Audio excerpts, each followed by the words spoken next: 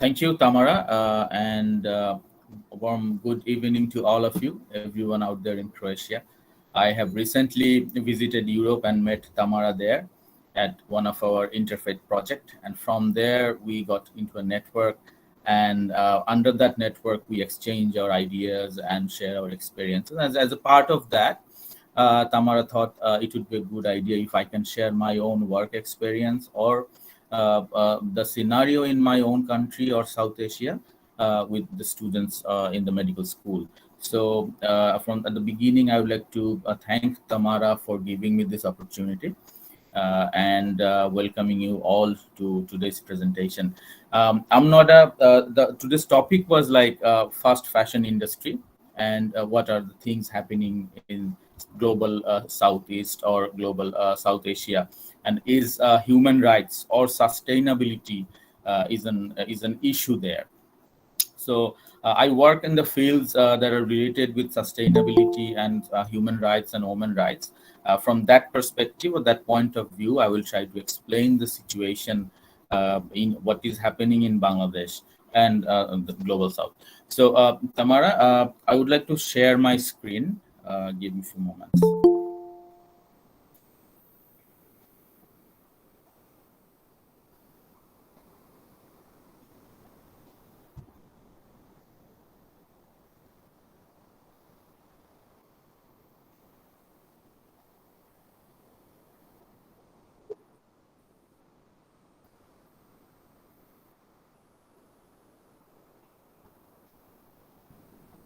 So Tamara, can you guys see the screen already?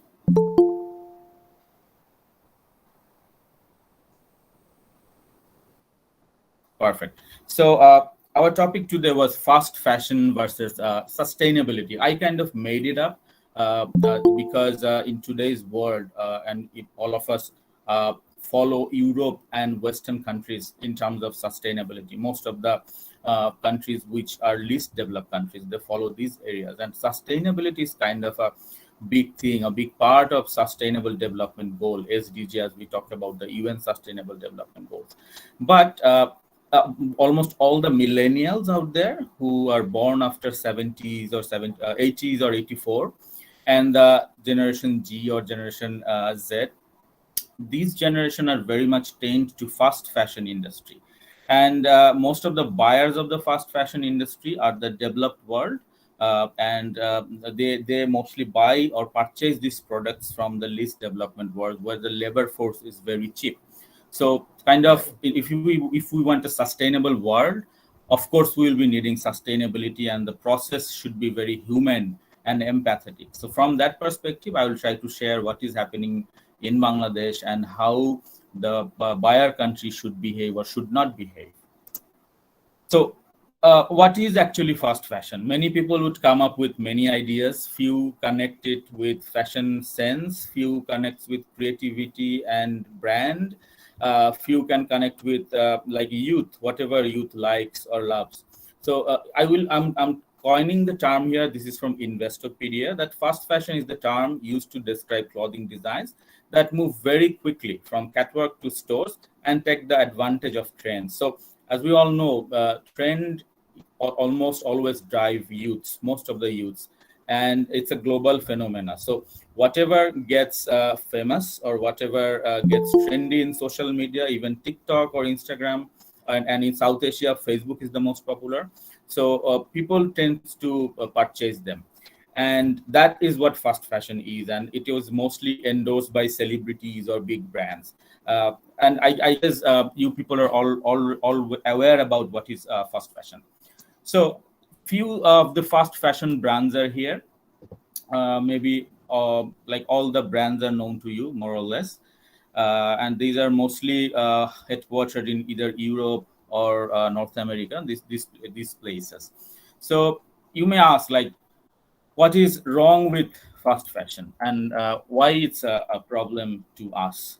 Maybe most of the people are not aware that fast fashion is a thing, and there are problems around fast fashion which is actually inhuman in some sort of sense. So you may ask, like, why fast fashion is a problem.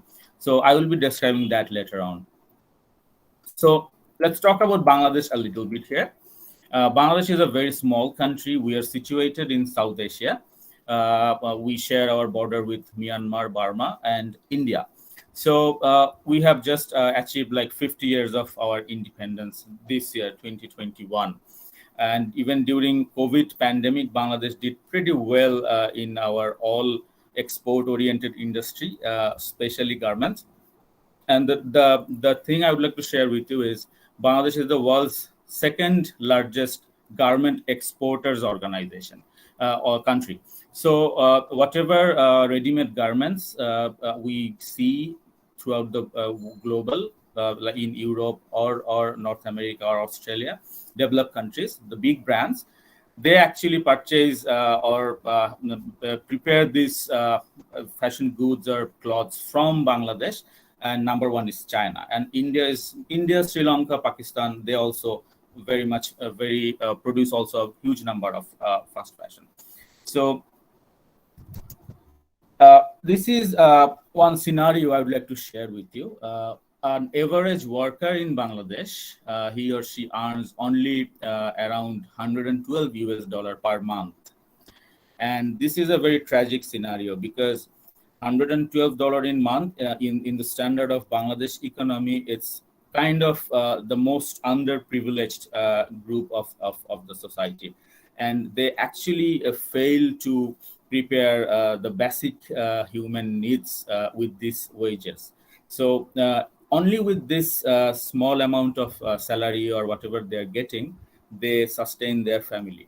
And there's a positive part of it as well, in a sense that in our country we are very empowered, or our policies are very empowering to women for last 10 or 15 years, but this was not the same from the beginning. So it has been seen that women or the girl child, they are not getting enough education in their home or not getting enough access to the jobs. But when garment industry came into being and it was a boom for our economy, almost 87 to 90% employees of the garment industry are women. So that was a positive side, that our women are now getting into industry and they're taking leadership positions. So it was all good stories at the beginning. It is still, but now the term has shifted. Bangladesh is transferring to a middle income country very soon by World Bank definition. Within a couple of years, if things goes all right, will be turned into a middle income country. But having said that, still we lack very much in this human rights perspective. And most of the time they have to do like the extra time in office, overtime, to earn their family needs. So you can see another picture here. You'll be seeing this is a famous band group, Spice Girls. So Spice Girl did a campaign, I guess it's 2 or 3 years back. That campaign was about gender equality, women empowerment related campaign. And they started selling these t-shirts, their own branded t-shirts. And with the charity money, they will be helping an organization who works for gender equality and women empowerment. So that was the cause. That was a great cause, and it was very much celebrated. Many people purchased their t-shirt, and some people also donated. But at some point, a few journalists, they came up with some bitter facts that the t-shirts that were made in the garments factory or in the RMG sectors of Bangladesh, the the maker of the t-shirts, they were placed in a very inhuman condition. I mean, the amount of wages they get, or the condition of the job environment they receive, that is absolutely from like Stone Age. And having said that, it was a big controversy at the time that if we are talking about gender equality or talking about women empowerment, and we're doing these big events and celebrating causes, but we are actually doing what media wants us to do, instead of finding out the root causes or the root problem areas. Because you're purchasing goods to do a cause on women empowerment, but by purchasing the good, you are actually endorsing a place or industry who are not empowering women, or who are actually suppressing their human capacity. So it was a controversy back then, but this thing keep on happening, and our government is very always, they try to be very cautious about keeping the policies in turn with global policies, so that our employees also get good benefits out of it. But it is always a very tough battle between the business owners and the donors and the government. So here you can see a comparison. It may sounds very crazy, but this is mostly how it is, because the t-shirts or all the goods you see, those who goes from Bangladesh or India or China, they actually made this with this amount of money. And when the brands are selling it to the end buyer, they are taking this huge chunk of profit. So again, business has its own definition. Anyone can define their business anyway, because it is how it is. But if we talk about sustainability, there must be few issues inside them. One is definitely ethical business, or empathy to society, and the environmental side of it as well. So this is how it actually happens. Yeah. Now the good part, I mean, I wouldn't say most of the garments in Bangladesh are actually following proper guideline, and there are many loopholes. But out of this was the ranking from 2017 or 18, I guess. So globally, there is a survey like which organization or which countries are the best environment friendly RMG factories, retail garments factories. So out of the top 10, Bangladesh had 7 of it. But having said that, in contrary, those are different. Those were exceptional. But in contrary, we have around 400,000 of garment factories in Bangladesh, and they actually operate in a very inhuman environment way. So how do they do that? There is a catch here. When you are the main factory, I mean the chief negotiator with the brand, let's say, for example, H&M or Primer, whatever. If you are the prime connector with the brand, you have to maintain all the policy.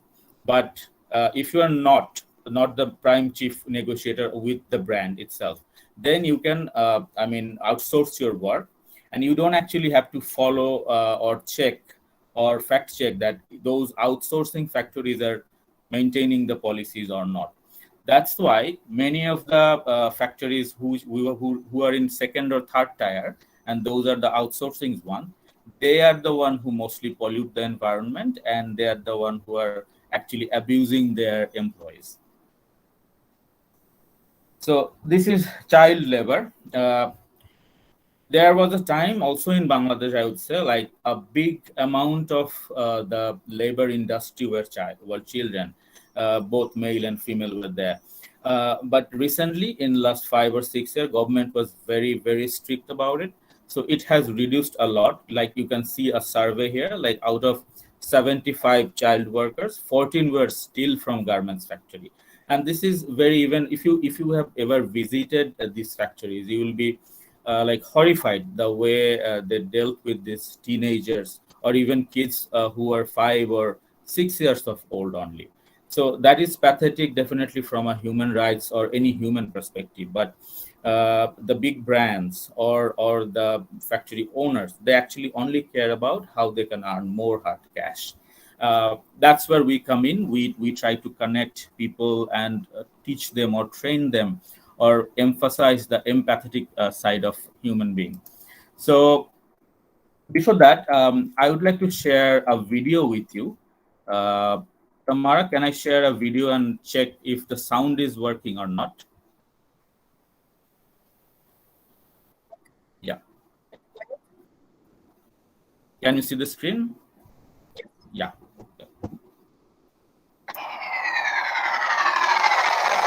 Fashion. Tamara, was the sound there? Perfect. Fashion. Every morning we wake up, get out of bed, and pick something to wear. And chances are, whatever you picked may just be from where I am right now.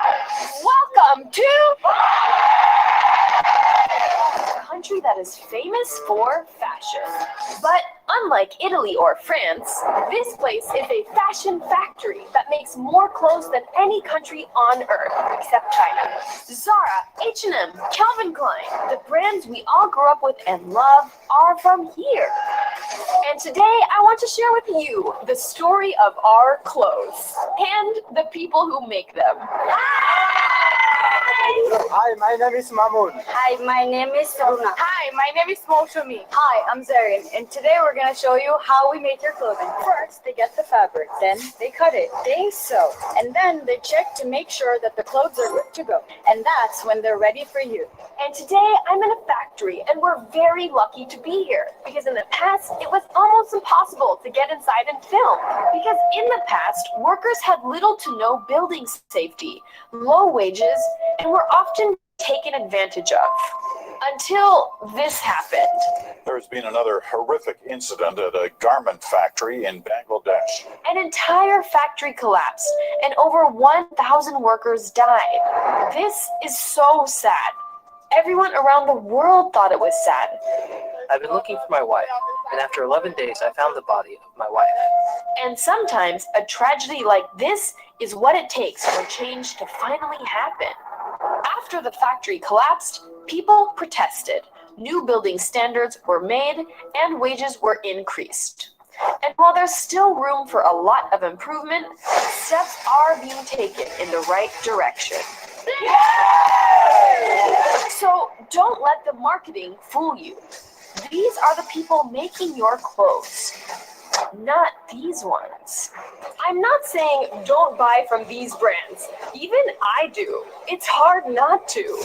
These jobs are important to these people and to this country. Thanks to this industry, Bangladesh is now one of the fastest developing countries in the world.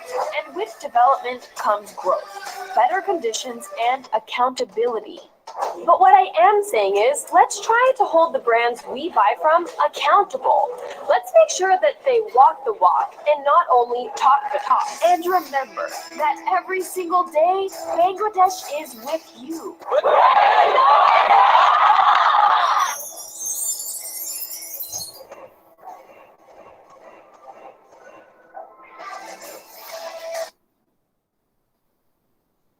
All right, Tamara, I'll be sharing the next part of the presentation again.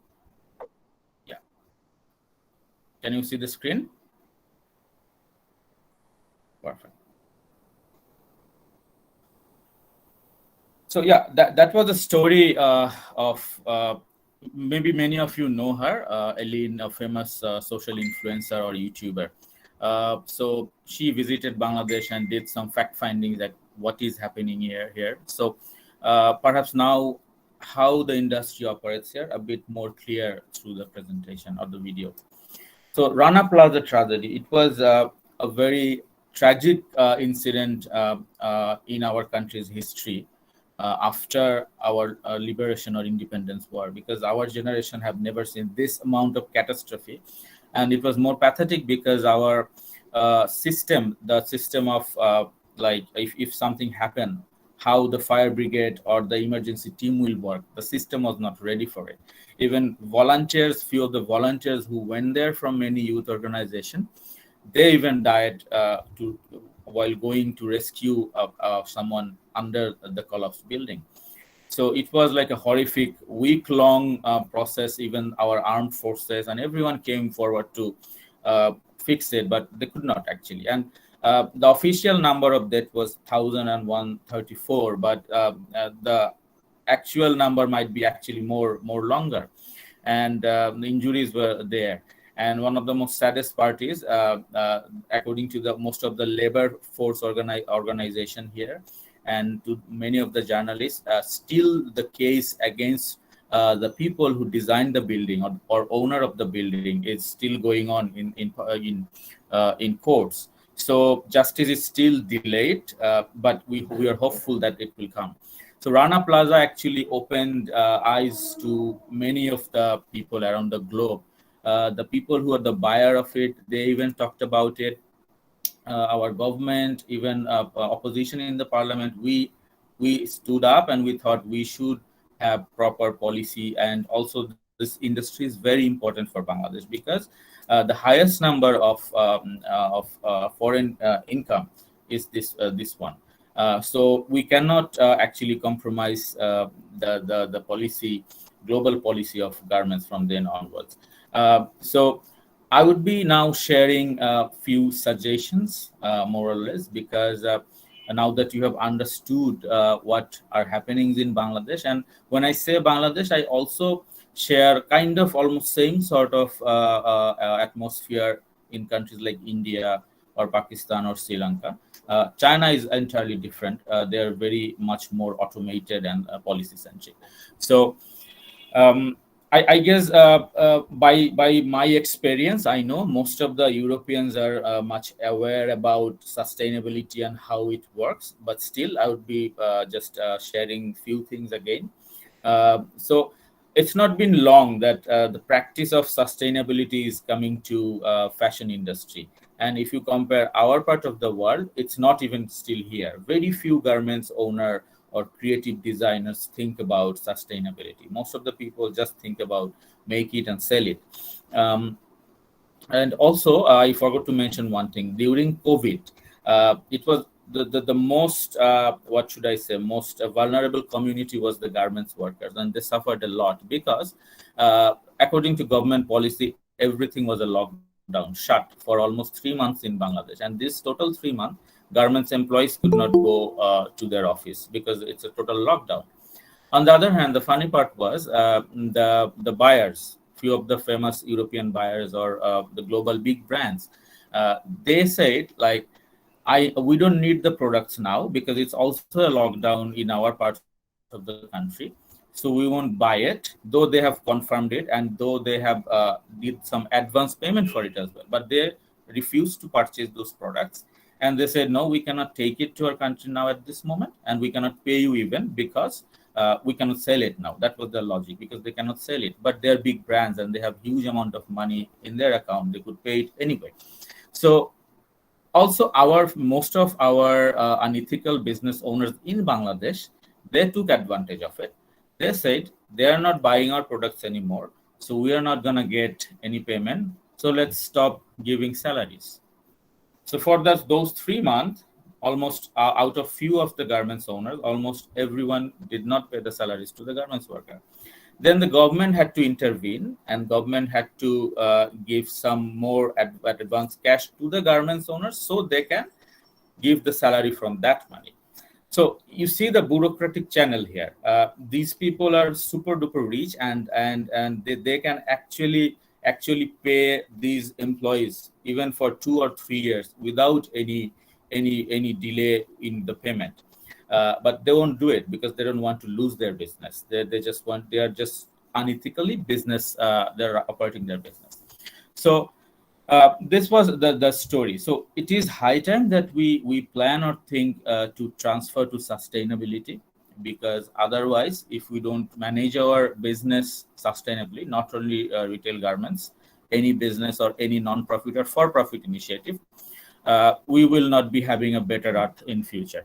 So this is number one suggestions from my end, like how can we fight this fast fashion industry, or turn it into a little slower one where everyone gets benefited out of it. One is we can shop from sustainable and ethical fashion brands. There are few brands who claim, again, even if someone claims that they are ethical and sustainable, it's our duty to fact check. So we need to buy from there. And I also understand that most of these shops or ethical fashion brands are expensive. That's definitely a problem for us. But this is one suggestions from my end. And then buy less often and buy high quality. I have seen a trend even in my country or among many teenagers that uh, there is a concept that if you come appear in Instagram or TikTok with one of your dress, you cannot show it again. You just have to buy a new one and do something, a reel or anything there with a new attire. There is a practice, unethical practice, not by everyone but few of us. So this is my one suggestion would be like we can buy less often and buy high quality products, because when we actually invest good in something, in most of the cases the return will be good. And that was also the traditional concept even in my childhood. But now we sometimes we go for cheaper option and they get stormed very quickly as well. But again, that was a trendy concept. Not all of us will be able to avoid trends, but that's my recommendation. Then donate or sell gently used clothing. Many of our clothes we actually just dump them because we don't need them anymore. But maybe you can donate them, or there are some shops who can buy it from you and then reselling or something. Maybe that could be an option. In our country, what I used to do in my childhood, like there were few big celebration. We used to go to our village. Like I live in the capital city of the country, so we used to go to the village, and every year, twice in a year, I used to collect clothes of my own, my other cousins, my friends, and take them there. And it was like almost new. It's just we got older, so the clothes don't fit anymore. So we used to donate them to the village kids or people, and they always loved it also. So that can be an approach, or you can just share with your friends. Yeah, like the was I was saying, there can be a clothing swap. And again, maybe not everyone is comfortable in this, but it's up to you. It's a personal choice if you want to swap or not. Just my I would definitely go for one. Then yeah, second-hand clothes. These I don't know if there are lots of shops in Europe who sell second-hand clothes. In Bangladesh, there are not a lot, but there are a few shops who do that. In fact, just yesterday, a friend of mine was discussing with me, like maybe you have seen the extravaganza we have in South Asian wedding ceremony. Maybe you have seen in Indian movie or any other South Asian thing. It's a huge event, 5 or 6 day long program. Lots of people come, and the dresses we make in the wedding ceremony, 99% of time that's we never use in our lifetime. So that friend was saying that how about we create a very not a bad one. It should be very posh and nice, and all good products will be there. But all these would be going for rent. So those who don't want to purchase in their wedding, they can always come and pick if it's go the right choice for him or her. So ideas are already streaming here, though it's not popular in our country, but there are people who are doing it. Maybe that can be an option for your locality as well. And recycle. We can always recycle our product. I guess it's you understand how that system works. And not everyone in our country is doing it. In Bangladesh, the concept of recycling is very rare. In most of the countries, developed countries, let me share the experience we have in our waste management system, because that also reflects how our system works here. So people are still not used to with the idea that plastic should be separated and other trash should be separated, organic should be separated. So our government have tried a lot, but the citizens were not ready. So now the government or the youth organizations, civil society organizations, they are working on building the citizenship approach, active citizenship. First, train your citizen, let them come to the same page first, then you give them the technology to use it. So recycling is a very new concept for regular citizens of the country, but we are trying to do it as well, recycle, reuse, and always try to keep environment green. So maybe I know it's more easier in Europe perhaps, so maybe you can recycle as well. And yeah, old clothing, like in my childhood, again I have seen great my grandparents, especially my grandmom, they used to like it was like a clothing for someone, then they would cut it and sew it again, and that would fit me maybe. So maybe people can do that if they have time in their hand. Not everyone's cup of tea, of course. So I'm almost done with the presentation actually. Maybe it's a little early. So I'll be open for if you have any questions or any concern. I have a flight to catch in after a few hours, so kind of was in a rush to finish it. Apologies in advance for that. Tamara, I would love to have questions if there is any. Yes.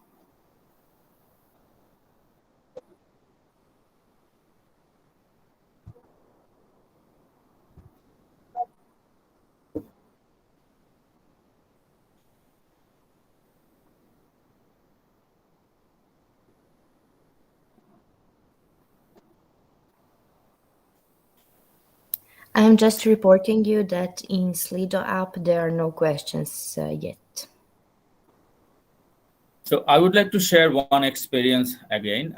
This one, like in my organization, the name is GenLab. So we work on 3 areas: climate change, gender equality, and building peace and interfaith harmony. So under the peace and interfaith building, we went to meet with few of these government employees. And there we actually experience how they are working, their working area, if that's ethical or not.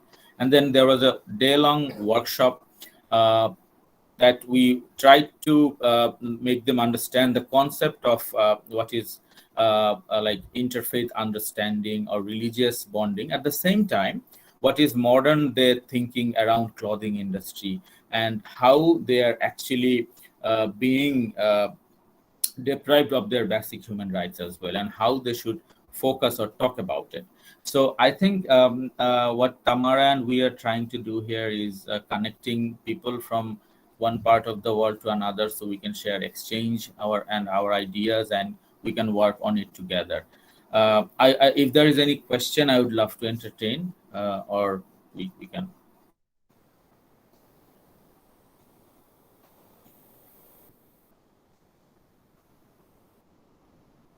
I'm checking all the time.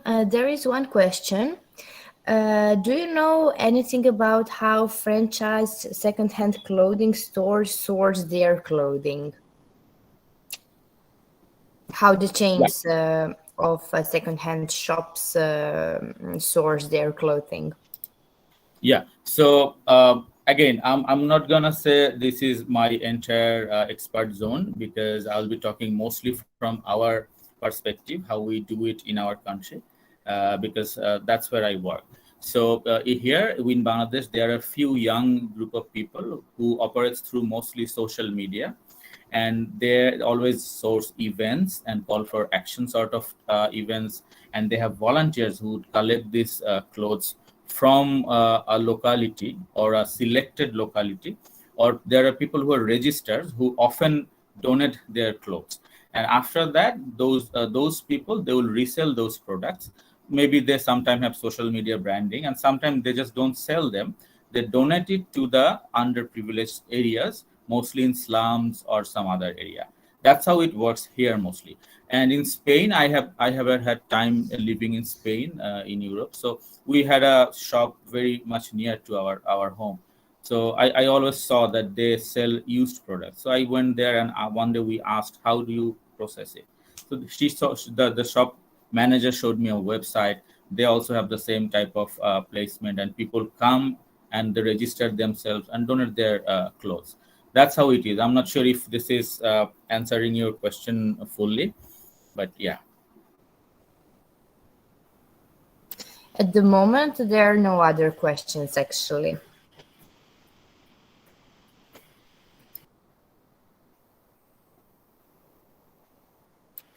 Yeah, there is another one. How many % of garment industry in Bangladesh is concentrated in those outsourcing factories that treat workers worse? All right. So I cannot exactly tell you the percentage at this moment. And also, if you Google, or if I Google, you will get lots of data. Few are backed by the government, few are backed by the big brand owners. and many few which are actually proofread and supported by the labor organization. That was many few.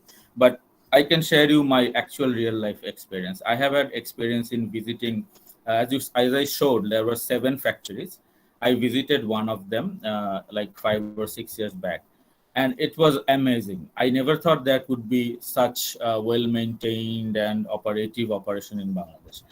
But most of the garments are not. And also, let me share one example. There was some other incident in garments where when they're working at night, the managers, they would lock your door from outside of the building. So technically, you actually cannot go out unless they open the door or it's your time to go home. So what happened is, in few of the occasions, the building or the factory got fired, and people actually burnt inside, and no one could rescue them in due time. So this is just few examples that happens in these outsourced factories. But I cannot say you exact the percentage, but I would say around 30 to 40% garments outsourced factories are actually supporting the mainstream garment owners. Yeah, but that's a personal observation.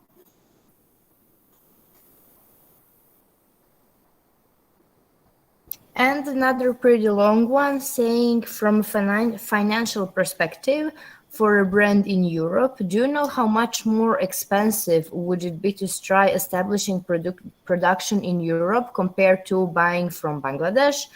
And how big is the financial incentive or initiative? So there is a reason why it shifted to Bangladesh or India or Sri Lanka. The reason is very simple. The labor force is very, very cheap.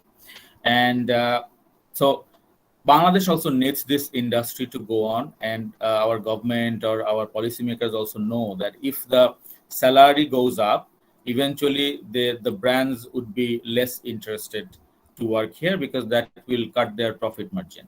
So they are already trying to shift to Vietnam. Already Vietnam is a big exporting country. In some countries in African region who are now developing countries. So this is actually very expensive for the brand owners. And also, I would not say expensive. I would rather say it would be very tragic to Bangladeshi workers if it's moved very suddenly to any other country, because many of the households are relying on this. So yeah, it would be a very big financial disaster definitely for the country. Again, my speech today or talk today was more from maybe human rights or empathetic angle, less than the financial side of it. Yeah.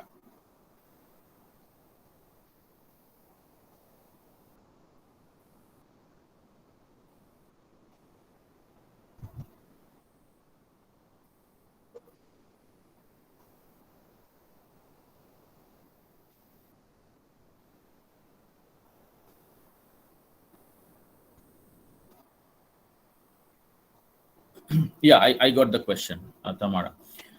This is an interesting fact, and it's very, sometimes many of the youths, we know that all these products, most of the big brand products are going from Bangladesh, but in Bangladesh, you won't see them. Like you will probably never see, like if you go to regular Bangladesh, the countrysides, nowhere you get branded actual high-end brand product in the country. There are people who are buying it, definitely. That's a different setup scenario. So we don't buy it actually, and they are not even available. Let's say Zara doesn't have a branch in Bangladesh. The other big brands like Primark or H&M, we don't have them, so we cannot buy them. What happens sometimes, these are unofficial, that sometimes they reject the products. There are some rejected products in the market which are actually rejected by the brands. And when they reject a huge chunk of product. Let's say this shirt, they found some flaws in this shirt, and then they will reject the whole lot, like thousands of lot containing the same shirt. So what happened to them? They were actually sold in local market, which we can buy, but that is very, very scarce. I mean, you cannot actually get it. some people can get it with the connections. So no, we actually also go for mostly cheaper brands, which are more made in Bangladesh, but for local people. Yes.